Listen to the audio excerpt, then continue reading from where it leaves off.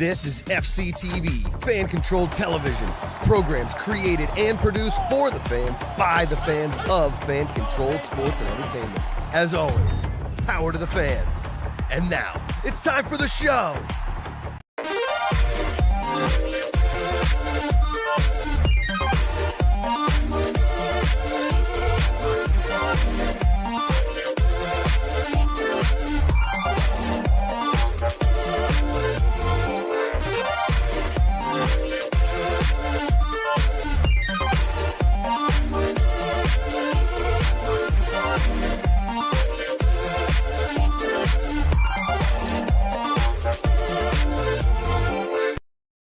What is going on, Internet? How's it going? It's been a couple weeks. We took off last week, but we're back, baby. This is the Info Arcade Show. I'm your host, Jaden Stanley, a.k.a. Info Arcade, and joined by me is my very, very special co-host, Freddie, the Notre Dame alum airmail. What's up, man? How are you? What's up? I'm good. How are you? Dude, I am good. I am good because we're back on the show. We're here. We're doing the thing. Life has been so hectic since I moved like a month ago and just trying to get in a rhythm. But I'm excited to be here tonight. So what about you? I'm good. I was just telling you backstage, I'm still pretty beat from the weekend I had. My brother got married on Saturday. Dang. So you had to travel pretty far for that, right? Not too far. We were in southeastern Indiana, and I'm in South Bend, so it's still in state. Not too bad. But I was gone for a little over 4 days. Okay. And I get a pretty bad case of FOMO when I'm around family. I like to make sure that I'm talking to people as much as I can.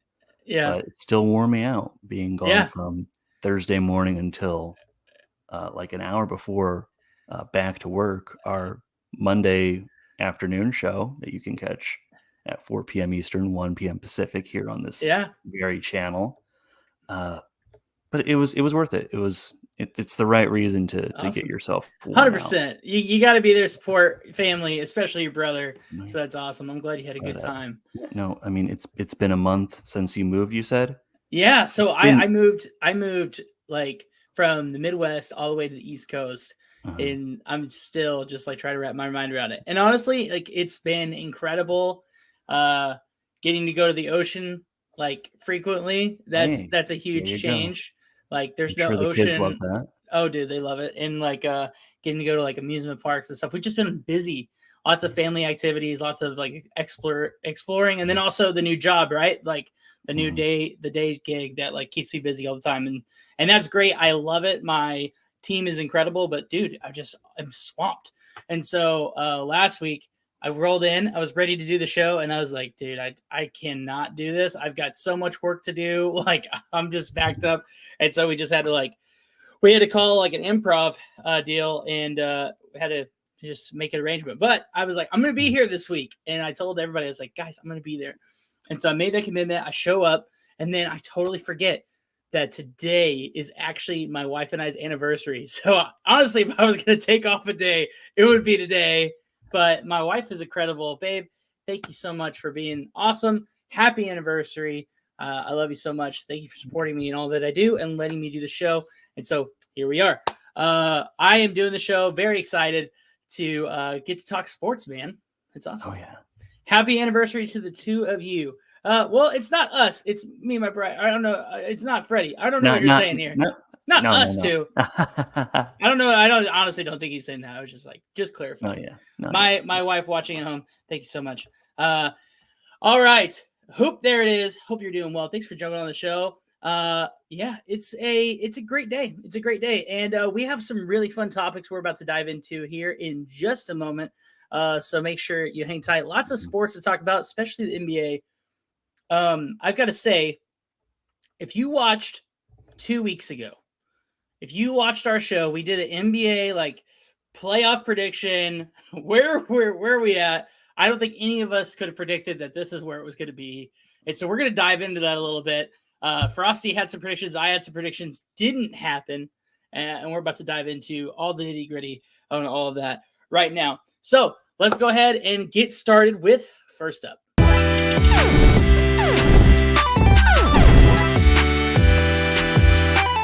최고. All right, let's go with our first topic, and that is this. Did you bring your dustpan, Freddie?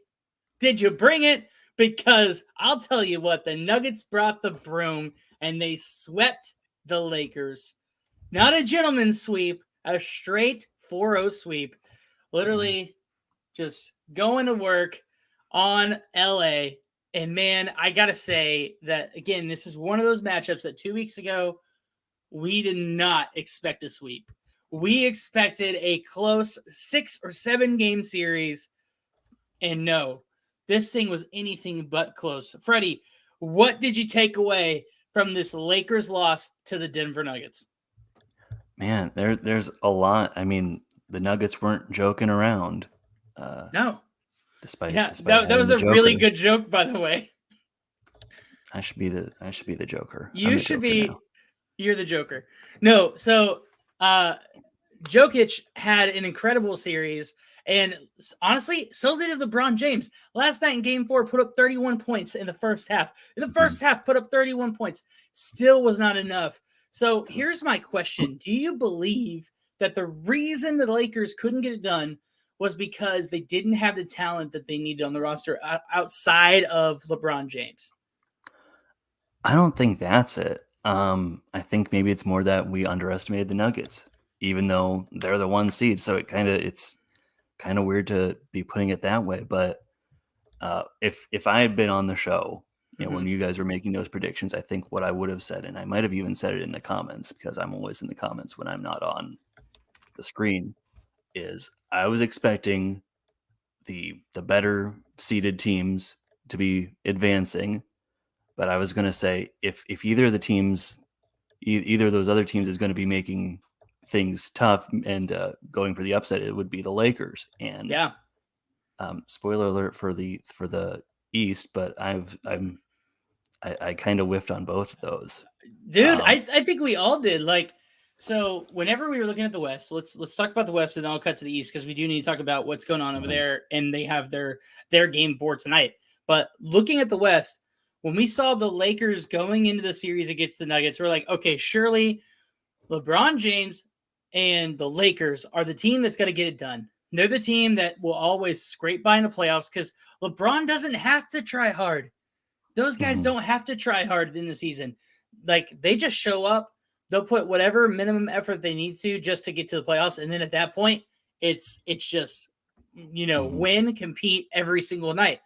And so I think a lot of people were like, yep, typical LeBron. Playoff LeBron's about to come on. He's got the rest of the Lakers roster and Anthony Davis and a lot of really great young shooters around them. But, dude, they just didn't show up in this series. They were able to compete. They were able to get through the first 2 rounds, come into the Western Conference Finals, and the Nuggets are just a beast of a machine. Like, they are just absolutely putting up huge numbers, huge games.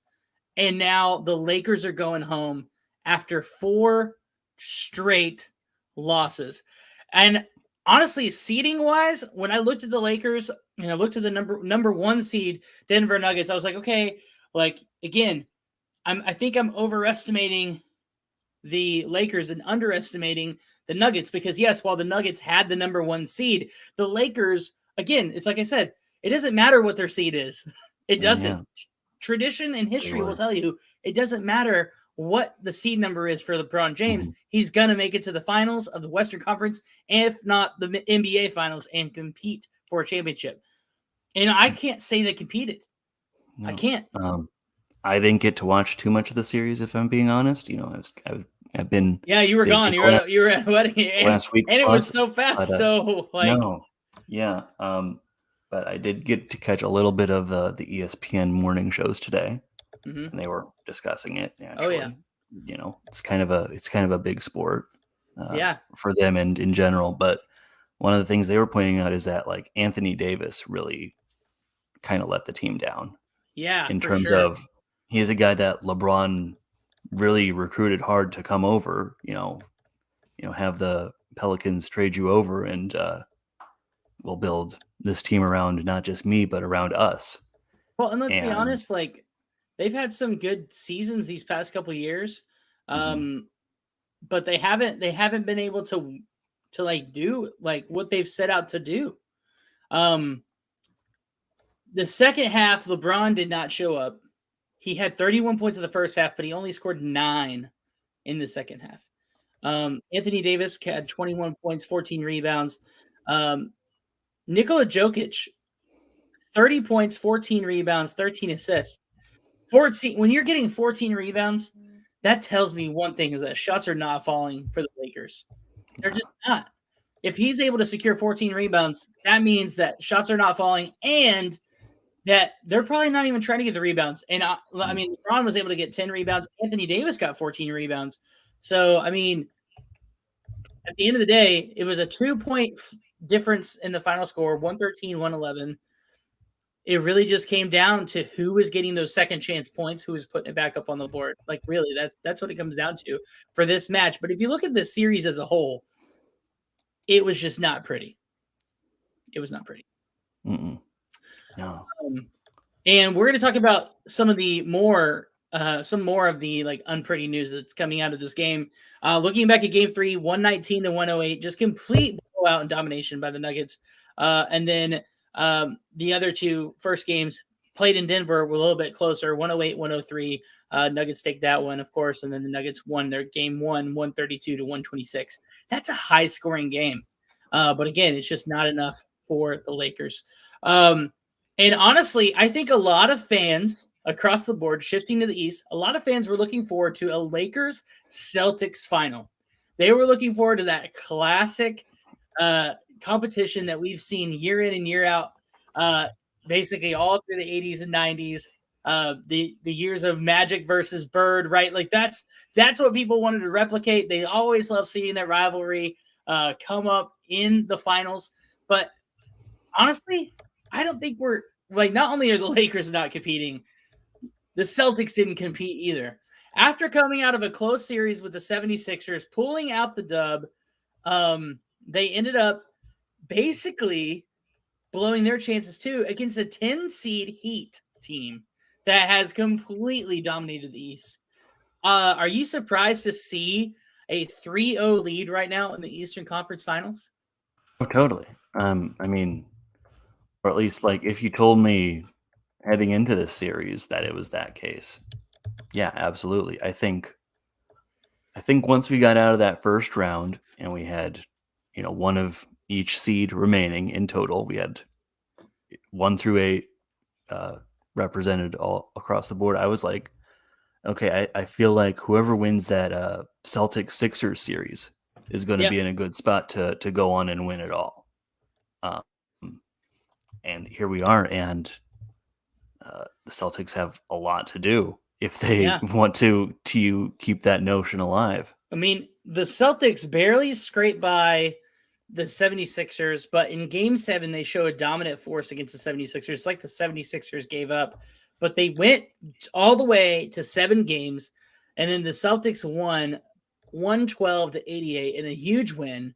And so I'm like, okay, this is it. The Celtics are about to show who's boss in the Eastern Conference. The 10 seed that worked their way in through the play-in to the 8 seed Heat, they're coming out of a 6-game series against the Knicks. And again, I would expect them to beat the Knicks. I could totally see them beating the Knicks. It's not a surprise to me. The Knicks have been horrible.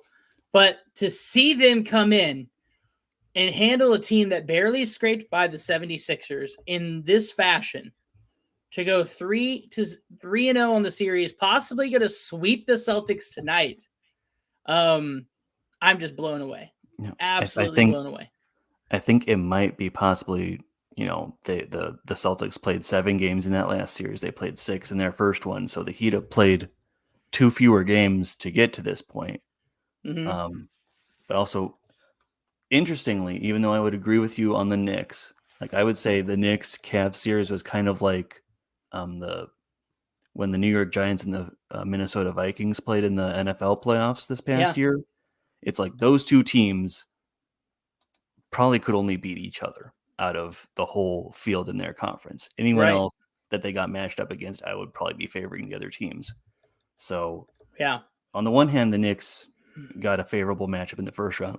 interestingly, through however many games the Heat have played, I think what I heard was they've scored at least 110 in every game this playoffs, except when they played the Knicks. Yeah. The Knicks held them under 110 in all 6 games. Mm-hmm. But the Which Heat is, scored. I mean, the Heat hit over that in everything else. Yeah, I mean, the last game they played against the Bucks, they put up 128 points and won in overtime in a 4-1 series. Like, let's just look at this run. The Heat battled their way in through a play-in. Then, once they get to the first round, they're going up against the Bucks. Unfortunately for the Bucks, they're doing it without Giannis Antetokounmpo, and that's a huge loss for the Bucks, unfortunately. But I still think the Bucks should have beat the Heat. Even without Giannis, like they should have beaten them, but they lose in a 5-game series 4-1, a gentleman's sweep. So the Heat, an 8-seed team, really a 10-seed team, sweep the number 1 seed. Okay, maybe it's a fluke thing because of injury. Well, then they go up against the Knicks. They win in a 6-game series, and I think that the Heat should have beaten the Knicks in that series. But to see them going up against the Celtics, it's baffling to see that kind of result. 3-0 in this series. And also think about this, like the Lakers stuck it to the Warriors in the Western Conference, and they won a 4-2 in a 6-game series. But if the Lakers beat the Warriors that bad and then got swept by the Nuggets, are we just seeing like the ultimate tale of David versus Goliath here? Are we seeing just this number 1 seed just absolutely dominate because they are the rightful champion for the Western Conference and they've earned that right? And are we just seeing a miracle run, almost like March Madness, like, Sweet Six, like I don't know. Whenever you watch March Madness, there's always those upsets and births, and there's those miracle runs. They're like, how did they make it here? I almost feel like that's the Heat right now. Maybe the Heat took inspiration from a nearby college basketball team, the Florida Atlantic Owls. Yeah, maybe. Hopefully they weren't taking notes from the TCU football on how to do when they get to the end here. You had to do that. You suck. Oh my gosh. At least you made it that far and you didn't lose to Marshall and Stanford in the regular season. True. Big oof. Anyway, I don't know. I think here's what we need to predict. Do we think that the Celtics can battle their way back? No team yet in NBA history has battled their way back from a 3-0 deficit to a 7-game series, go all the way with 4 straight wins. Can they do the reverse sweep here? Can it be done? It's never been done in NBA playoff history. I would say that, they could maybe at least get a couple games back, prolong the series, but I think they're just drained at this point. Yeah. And I think AJ would throw in the towel. I don't think they're necessarily going to be, in control of that, but I feel like AJ, your usual co-host here, would be a little disappointed if we got all the way through this Miami Heat discussion without bringing up playoff Jimmy Butler. Yeah. That might be the new playoff LeBron. 100%, man. 100%. Jimmy Butler has been a monster. He has been a monster. And also, fun fact, didn't the Heat beat out the Hawks to get in to the play-in? Yeah. Isn't that how that worked? If I'm not mistaken. So.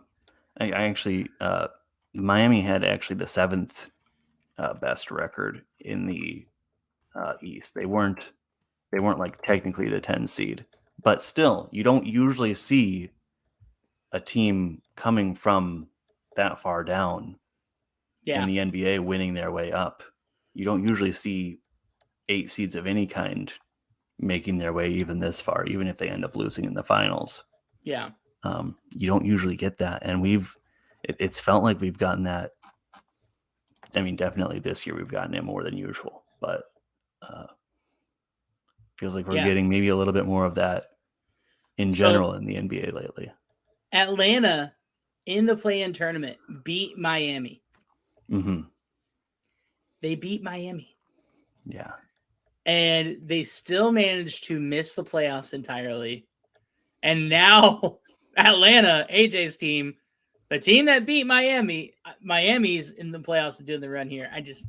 This is why they play the games, people. It's fascinating. And this is why they play the series. Yep, 100%. That's why it's not like March Madness. You play the series so that you can really get a full picture of who's the better team at that point. And so you and I are both calling it. We're both saying, all right, the Heat are going to advance. Like, there's no reason they won't. So who do you got, Nuggets or the Heat in the NBA Finals? Man. Is it even close? I think it can be close. I think I'd still favor the Nuggets in maybe 5 or 6 games. But the Heat can totally make this a series. Sometimes you just kind of need that runway to take off to something big. Yep, it's true. So now to see if Jimmy Butler can get a ring with this Heat team, can he take his playoff efforts all the way to a championship? We're going to find out in that series. I'm pretty sure that's what's going to happen. If we see a reverse sweep, that is going to be a whole other story itself. Well, let's go up to the other ear-catching story last night. In interviews after the Lakers' stunning defeat to get swept at home, LeBron James is interviewed and asked a question, and he responds with, I have a lot to think about. He's like, you saw it. I have a lot to think about. We already know that LeBron's dream is to play with his son in the NBA. He's got one more season to play through, and then if his son gets drafted, he has to try to get moved over to that team to go play with that team, right? Mm-hmm. So if he is really hurt by this loss, like LeBron James has been to the conference finals 11 times, and he's won countless championships. So, I don't know if he's ever been swept. I think it's maybe the third time is what I heard. Third time he's been swept? Really? But third time in 20 years is not terrible by any means. But I don't think he's ever been swept in the Eastern Conference Finals or Western Conference Finals. We'll see. How many times has LeBron been swept? Thank you, Google. Twice in the NBA playoffs. Does that count this one, though? It does. Okay. His 2007 Cavaliers faced Tim Duncan and the San Antonio Spurs in the finals and got swept. Okay. So he has gotten that far and that close and tasted that seriousness of defeat.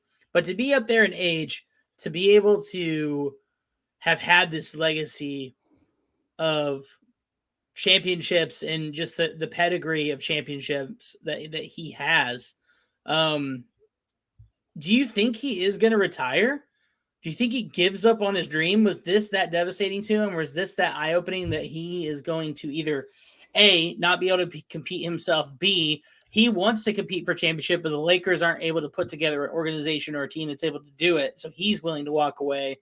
Like, what do you think is going on in LeBron's head for him even just to simply mention, I don't know, I have a lot to think about? I don't usually say that I think there's no chance that something happens. I'm going to break that and say I don't think there's a chance that he retires after this. Yeah. I think there's a few things in play here. I think for one thing, he's going to want to avenge this. Even if it's not against the Nuggets in the end, he's going to want to come back strong, and he's going to want to play with his son. Oh yeah.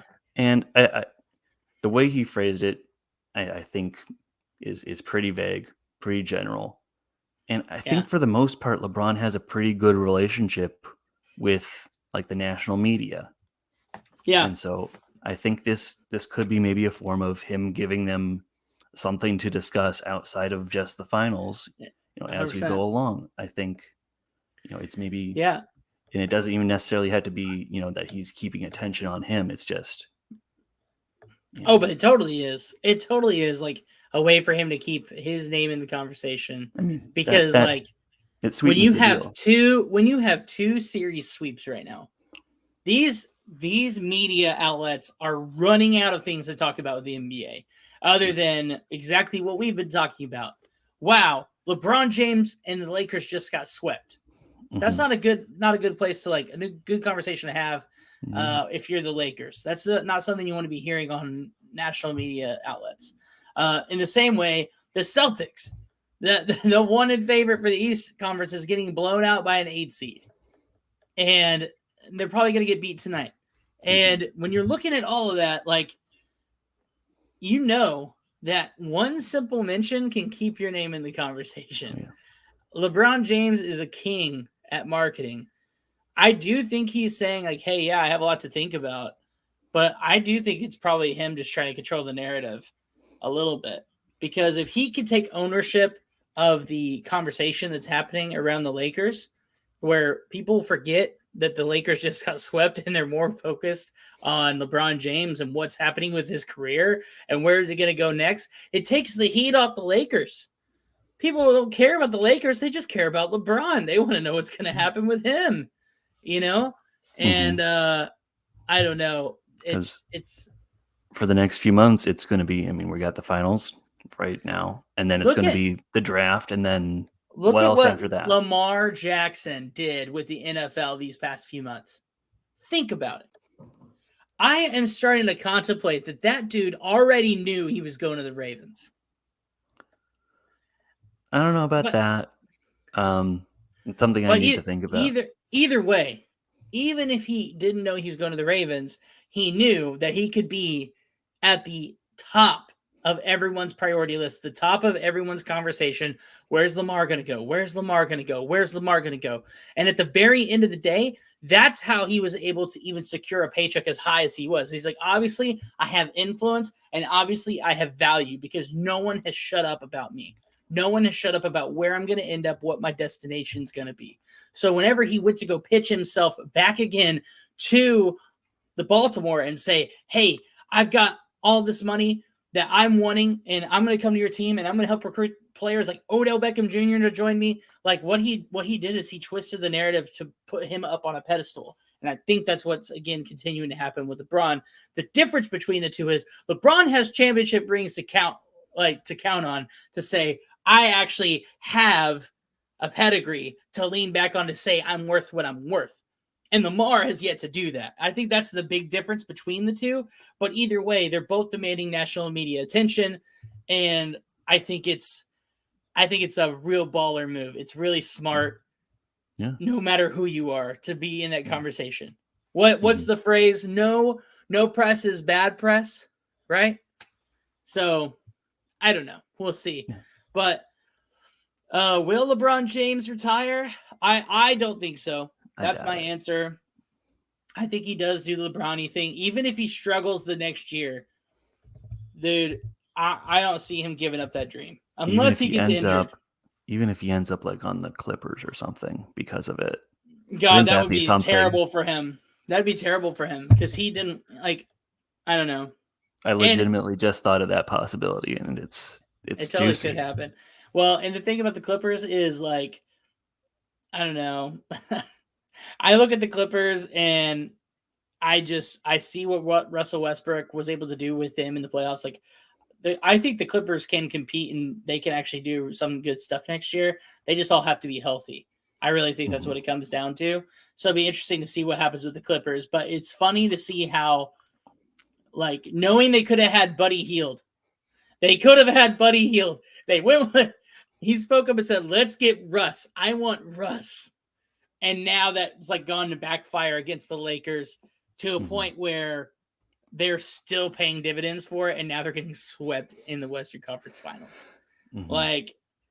Dagger to the heart. That's all I got to say if you're a Lakers fan. And sorry, Lakers fans, but I really do wish you luck. I wish you luck. Let's go on to another sport topic real quick. We're going to switch sports here. We're going to switch away from the NBA and from football. We're going to talk, or from NBA basketball, we're going to talk about football. But we're not going to talk NFL quite yet. We're going to talk about arena football, more specifically the ABCs, Antonio Brown catastrophe. That's what we're talking about here. Freddie Airmail, in the shortest, fastest, most impactful summary for anyone who's not following the Antonio Brown adventure that is currently taking place, give everyone a lowdown of what's happening in Albany with this arena football team that's owned by Antonio Brown and how he plays a part in it. Sure. In the most recent offseason, Antonio Brown and his father, Eddie, a former arena star for a team in Albany. He's like a Arena Football League Hall of Famer, I think, Eddie Brown. Wow. They acquired an ownership stake in the Albany Empire, who are currently playing in the 7-team National Arena League. And they pretty quickly assumed an even larger ownership stake. I think they bought out some of the other owners. And in a very short span of time, they have fired a head coach, brought on an interim head coach, who's a high school football coach. Fired the interim to bring back on the old guy who just resigned.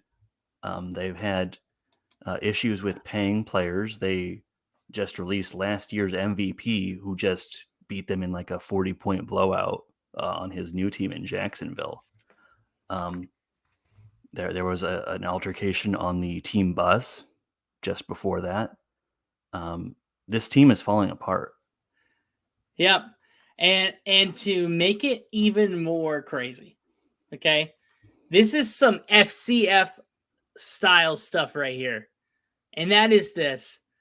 The team just released a presser that they have hired a high school coach, and the owner, Antonio Brown, is suiting up to play this weekend. That's right. There were rumors that would happen last weekend. There were also rumors that he was talking to Cam Newton about bringing him on in some role. It wasn't necessarily going to be, Cam Newton to Antonio Brown on the field. He's definitely inserted himself into this team in a pretty big way, pretty quickly. Yeah. And I'm just not sure if that's what they needed. It's almost kind of reminding me of like the lesser parts of Elon Musk acquiring Twitter and that's done to Twitter. Right. Say what you want about maybe almost, some of the benefits of that, but like this is like, to me, way worse, because like when you're looking at the scenario that's happening with Albany, like this team is so demoralized right now. Like to be locked out of their hotel rooms because the bill was floated so long by the team organization that they weren't paying it, that the players get locked out of the hotel rooms. Can you imagine coming out of a practice or coming out of a terrible defeat, walking back to your hotel room and then being locked out of it? And you come to find out it's because the bill wasn't paid. Like, how does that make you feel? And then also to know, like, these guys are fighting with each other. They're not clicking. They can't find a coach that's there to help clear the air for them. And coaches are leaving or retiring or getting fired left and right. And now the owner, the only change that took place, really, like the major change that took place for this organization was the change in ownership in the offseason. That was it. And then all these things start happening. Yeah, and so everything is precipitated from that. It's easy to correlate that was the cause, and this is the reaction to all of this chaos that's been ensuing, and to find out that very owner is actually suiting up to join you, like crazy. Yeah. No. Yeah, and this was a championship team less than a year ago now. With the MVP quarterback, who's now playing for someone else, who was just really unceremoniously released by this team. And, you almost have to think that he's not thinking of these guys as professional football players, just because they weren't Steelers or Bucks or Patriots or everything that he's been. But these are guys who are, they're not just professional players, but they're really fighting for what they can get in their time as pro These players. guys are still trying to maintain their careers. They're trying to show that they want to play football. They're trying to get to the next level and climb their way all the way up to the NFL ladder, because these guys are just like our FCF players. They are hungry. They are determined to show the world that they were overlooked and that they are talented, underrated players that deserve a shot. And that's exactly where these guys are at. Do you think that these players feel intimidated to see an NFL veteran like Antonio Brown show up on their team, or do you think that they're so fed up with everything that's going on that they couldn't care less? I guess it depends on. I don't know how much in a league like the NAL or any of the other leagues like that, where I don't know how close the players can get to the ownership. I don't know how much of a direct line they would have. I don't know if they can really talk to him and feel out what's going on. And so it's hard to know, were any of them brought on by the promise of what being on an Antonio Brown owned team would do for them. Or, if it's just, they were in the market for an arena team. Albany was the best option for them. They just had a quarterback that some of the guys in the FCF Discord were talking about wanting for FCF, who won I think it was in 2019, he was the Division II Player of the Year, Roland Rivers III. Yeah. They had him for a week, and he did just fine for a guy who I believe that was his first ever game in an arena environment. Yeah. They lost, but he did just fine, but they let him go after that. Wow. And so it just doesn't seem like it seems like if they are going to get anywhere with this season, it's a 4-team playoff in a 7-team league. So they might be able to sneak in as the 4 seed. But I'm looking at their schedule. They have a lot of games left. So believe it or not, all this catastrophe has happened in 5 weeks of play. Mm-hmm. That's it. Yeah. 5 weeks of play. And they still have 9 games remaining. Yeah. So they can still pull off a winning season. They're about to play the Fayetteville Mustangs for their first of 3 times. Mm-hmm. They actually are the opponent that they're going to play the most the rest of the season. The other teams that they're going to play include the Jacksonville Sharks. They played them 2 additional times. They just played them last week. Like you said, 45-point blowout. They lost 79-34. Mm-hmm. But there's hope. If they could beat the Mustangs, that looks good for the Albany Empire, because the team they play next is the Orlando Predators. That's the only team they currently have a win against. Yeah. So if Albany beats the Mustangs, and let's say they can maintain an competitive edge against the Orlando Predators and beat them, then they are now 3-5 and on their way back to a winning record. But really, it's going to see just how they bounce back from all this. I want to say, let me just pull it up real quick. I want to say I have them at 4th out of 7 on the season. No, I have them projected tying for last at this point. Wow. I knew I had the Carolina Cobras, the San Antonio Gunslingers, and the Jacksonville Sharks in my playoff field. And as I mentioned, the Sharks, who just blew them out, have their old quarterback that the Empire won a championship with last year, Sam Castronova. Yep. I have the Mustangs in, but they're not so great. And then the Orlando Predators, as you mentioned, and the West Texas Warbirds are rounding out the field. But the Warbirds might be able to turn their season around. I think they're making a quarterback switch. Which, if we want to talk about what former FCF guys are doing out in pro football, this would be a good point to jump into that. Yeah, for sure. I mean, real quick, do we have a former FCF player headed to this league? We do. Just a little bit ago, just today, the West Texas Warbirds released their former quarterback, who had started their first few games for them, Daniel Smith.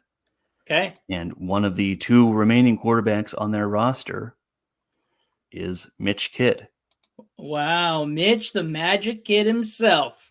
So the West Texas Warbirds are bringing in Mitch Kidd for the rest of their season. Again, they have a long way to go, but they are not in worse shape compared to Albany. They're about in the same boat, to be honest. And they are. We know Mitch Kidd is a magician when it comes to arena football play. We've seen him do great things. We've seen him win championships.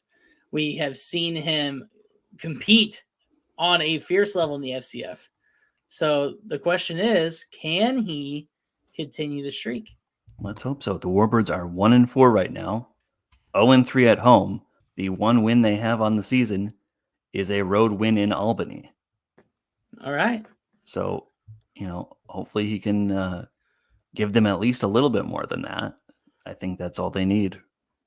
Yeah. But I expect him to do much more than that.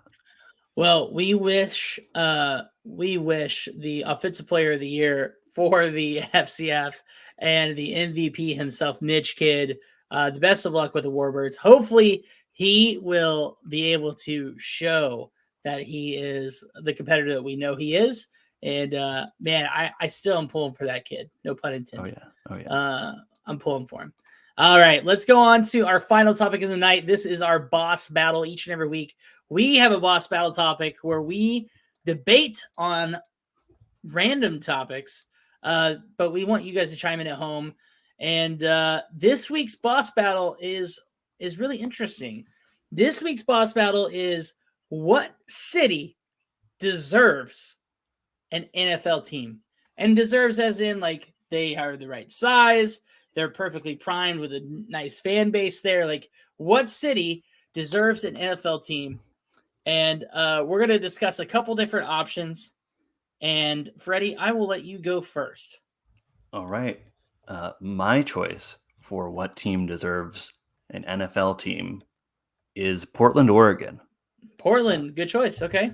Yeah. I thought about it for a while. But just in general, Portland is pretty neglected, pretty spurned by like all these pro leagues that are coming up. No baseball. In terms of there's a market there. And baseball. They only have the Trailblazers right now of the major sports. Yeah. And through like, multiple iterations of the XFL, USFL, all kinds of other leagues, they haven't had a team. I want to since the USFL when they were in the 80s. Wow. They had a team for 1 year out of those 3 seasons. Whereas a lot of other cities that don't have any NFL teams right now have at least had some pro football presence, right? In the last 40 years, we'll say. Yeah. But Portland is a pretty big city with a natural rival right up in Seattle, if they want to do that. And I think I want to say there's a market there. Yeah, that's a great call. Good observation. I think I have you beat, though. Oh, really? Yeah. This city has an NFL history, has an NFL prestige. Fans have shown that they still care about football in their city through this latest XFL season. I'm talking about St. Louis. St. Louis showed out huge for the Battlehawks in this XFL season, selling 38,000 tickets for a home game for an XFL. They have one of the highest attendance records in all of the XFL, and rightfully so. They were putting a winning product on the field. They're really entertaining to watch, and fans showed out. I really do think they missed the Rams organization there in St. Louis. And for me, I think if they were to add expansion teams in the NFL, that's an easy given. Hey, it's kind of like what happened in the NBA, right? The Supersonics got stolen from Seattle, and then they went to Oklahoma City, became the Thunder, and now there's this huge call in the NBA for them to return a brand new team, create a new organization in Seattle, which could happen. But wouldn't it be something to see the same thing in the NFL, to have St. Louis get a new team back? They already have a massive fan base that is proven across multiple sports. The St. Louis Cardinals, now the St. Louis City SC MLS team, which has honestly drawn a massive fan base there for soccer. Yeah. And so I could totally see them, even after this XFL season, adding another NFL team there. The St. Louis Blues also have a big fan base there in St. Louis. So I think they have dedicated sports fans. It is a sports town for sure. There's no reason that St. Louis shouldn't have a shot. But that's my pick. Before we wrap up the show, let's go over a couple quick runner-up options, shall we? Oh, sure. I'll go with one real quick, and then I'll give you a runner-up, and then we can end the show. So my runner-up city for a possible NFL market, and this one is a runner-up because I know how these people feel about football. I know how these fans are because they are dedicated fans. My question is, they are a huge football town, but they're already divided and very much dedicated and devoted to college football. I'm talking about Oklahoma and Oklahoma City. Oklahoma City is right in between Norman, the home of the Oklahoma Sooners, and Stillwater, which is the home of the Oklahoma State Cowboys. They are rivals, and the state is literally divided completely down the middle by its fans. And it is just constant rivalry in town. Like nobody wants to hear you talking about a team that isn't their team. So what happens when that mentality of that devotion, that passion towards football, what if both of those fans found a common ground to cheer for?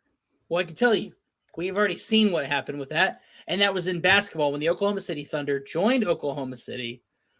And they had a massive fan base. Didn't matter if you were a Sooner fan. Didn't matter if you were a Cowboy fan. The truth of the matter is that everyone backed the Oklahoma City Thunder. So if the NFL put a presence in Oklahoma City, would they have the same result? Could everybody get behind one NFL team? I think it's possible. I think they are a great market for a sports town. We've seen that with the Thunder. I think they could easily support an NFL team. Mm-hmm. Yeah, I can totally see that. There's a lot of good options, both for prime and runners up in this. The one I'm going with for my runner up is kind of similar to the one to Portland, which I just mentioned, which is it has an NBA presence. It's also, in this case, it's kind of in a region of the country that just lost one of its NFL teams. But we've seen recently that it has people who can get really enthusiastic about the sports team that they have. Mm-hmm. So let's see if people in Sacramento would want to light the beam in a sense for an NFL team. Yeah. Come on. I mean, after all, they in Oakland, just across the bay, not too far from Sacramento, just down the way. They have the 49ers there. They are a heavy presence, but Oakland they just relocated the Raiders to Vegas. So there is kind of another gap for another team in Central California. Could Sacramento be a landing spot for a future franchise, like you said? Yeah. I mean, it won't totally fill the void for Raiders fans, I'm sure. But, people in Sacramento are still hungry. Let's see what they can get. Yeah. Hold on, I'm refocusing my camera here. I don't know why it does this. Hello. It's killing me. I don't understand. What's the point of having a 4K webcam if it's always trying to be blurry? I don't understand.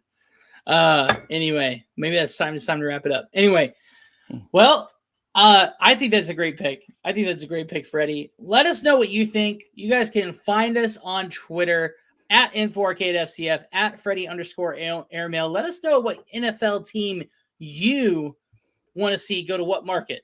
Let us know. Mm-hmm. Do we have an existing team transferring to another city, or do we create an expansion team in that city? We want to have a conversation with you. Come find us on Twitter. Let's talk about it. Again, this is the Info Arcade Show, where each and every Tuesday night at 7 p.m. Eastern, 4 p.m. Pacific, we run you through the sports, video game, and entertainment news you need to know about. You guys can watch this live each and every week on twitch.tv/fan-controlled sports. And you can listen to us on podcast services all around the globe, wherever you get your podcasts. Thank you so much, guys, for tuning in. We're so grateful to have you guys, you loyal fans and loyal listeners. We appreciate you and everything that you do. Remember to check out our other shows. We've got Don't Cause a Ruckus on Wednesday. We've got our incredible and ever infamous fan-controlled show on Thursdays, run by some of the best guys in fan-controlled sports. And then also Back to Work on Mondays, and plenty of other podcast shows as well on our podcast services. So again, thank you for tuning in. We hope to see you. Come by for all the fan-controlled content right here on Fan Controlled Sports Network. And until next time, remember, power to the fans.